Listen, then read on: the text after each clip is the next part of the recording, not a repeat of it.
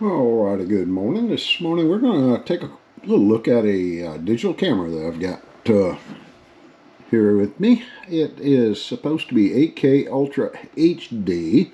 Name of it, I guess, is Toberto. I got this off of Amazon, a DC226.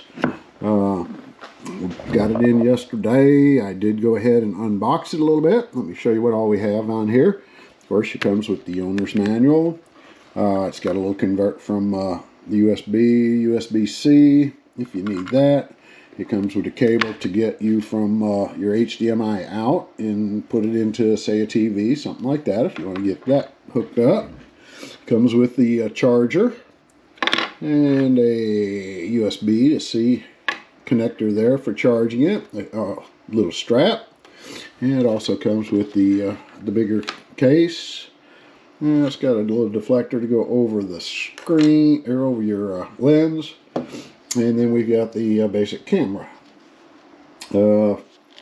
First impression looking at it, camera's really quite heavy. It's not a light camera like most of them that I get for well, the cheaper ones anyways.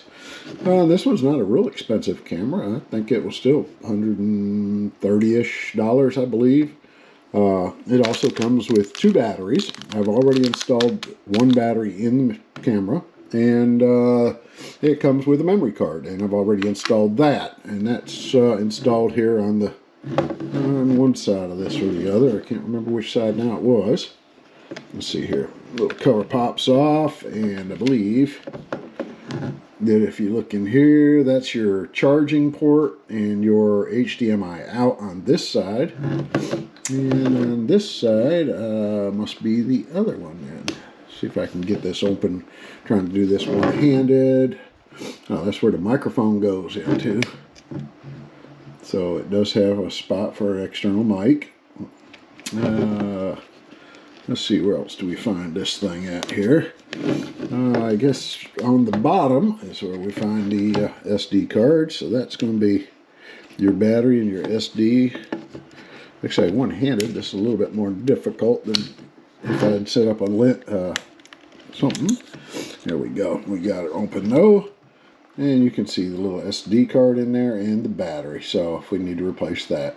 So that's pretty much everything there. Comes with the standard base on it for putting on tripod, that type of thing. This is a telephoto lens on this. Let's see if we can get a little bit more specs on it. So it's 8K, it's dual lens, so you can do selfies, that kind of thing.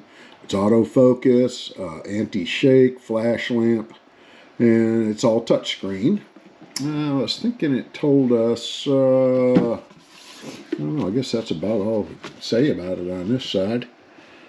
8K, don't know if we had anything else in the manual to give you any more indications. There's a lot of nice little manual here. It pretty much goes through everything we need to know.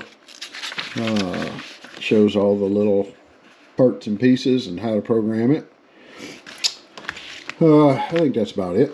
And over here we'll go over a little bit of the features. This does not turn or anything. I didn't know if that would do that or not. It acts like it would, like a normal 35mm camera or something in the good old days.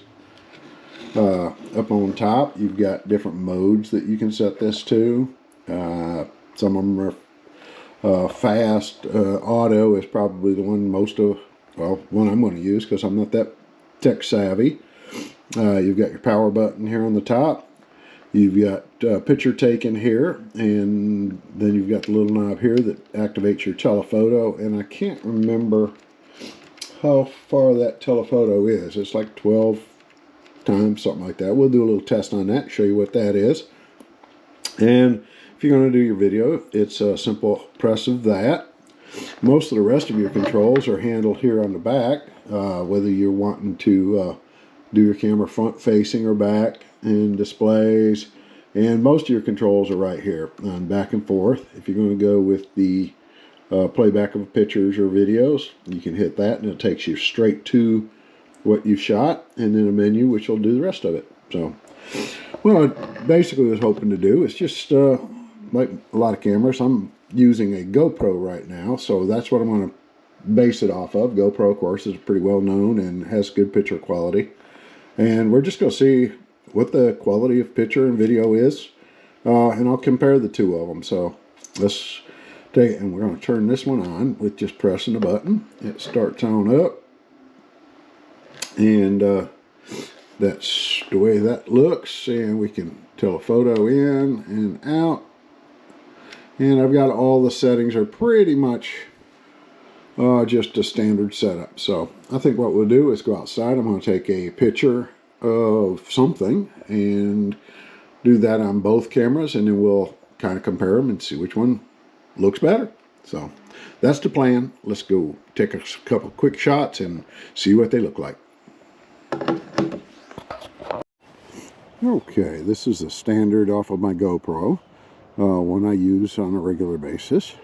We're going to just kind of give you a shot of this one first. And we can see the sun is starting to come up over the trees a little bit. This is late fall, so it takes it a while to get up.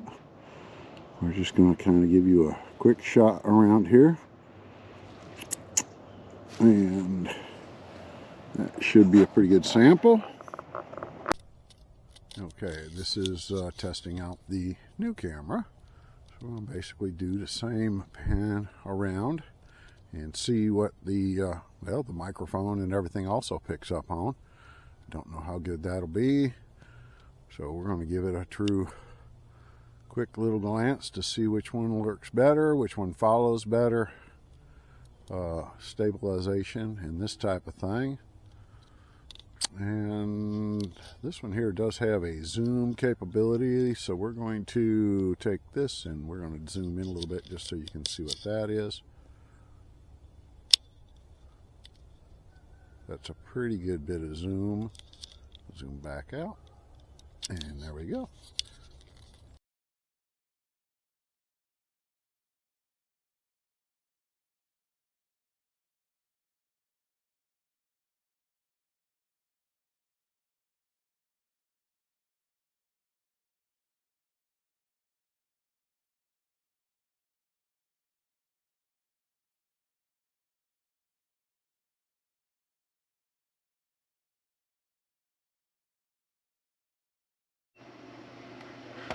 Okay, so bring these up on the computer here on my monitor. I'm not that tech savvy.